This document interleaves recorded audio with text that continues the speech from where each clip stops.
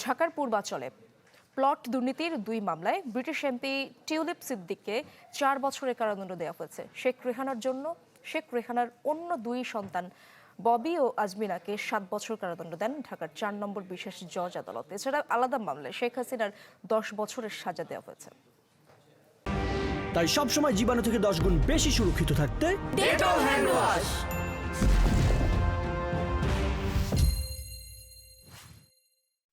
26 বছরের কারাদণ্ড ও ফাঁসির সাজা মাথায় নিয়ে দুর্নীতির আরও 2 মামলায় সাজা হলো ক্ষমতাচ্যুত প্রধানমন্ত্রী শেখ হাসিনার। ক্ষমতার অপব্যবহার করে পরিবারের নামে 20 কাঠা সরকারি জমি বরাদ্দ দেয় তাকে 10 বছরের কারাদণ্ড দিয়েছেন আদালত।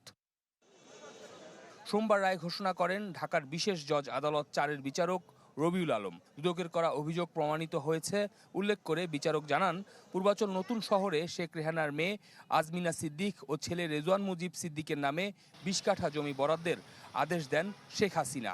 এ সময় রাজধানীতে তাদের ফ্ল্যাট প্লটের তথ্য হলফনামায় গোপন করা হয়।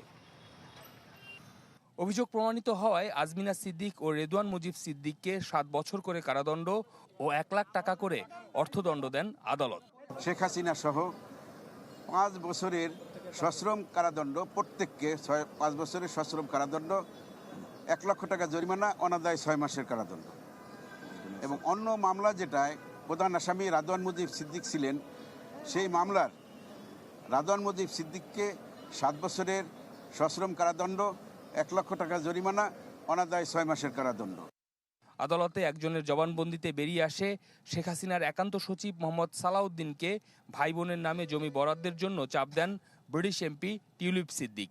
পরে রাজুকের আবেদন ছাড়াই প্রধানমন্ত্রীর কার্যালয় থেকে বরাদ্দের জন্য আদেশ দেওয়া হয়। ফলে নিজ নামে জমি না নিলেও অভিযুক্ত হন টিউলিপ সিদ্দিক। 2 মামলায় তাকে মোট 4 বছরের কারাদণ্ড ও 2 লাখ টাকা জরিমানা করা হয়।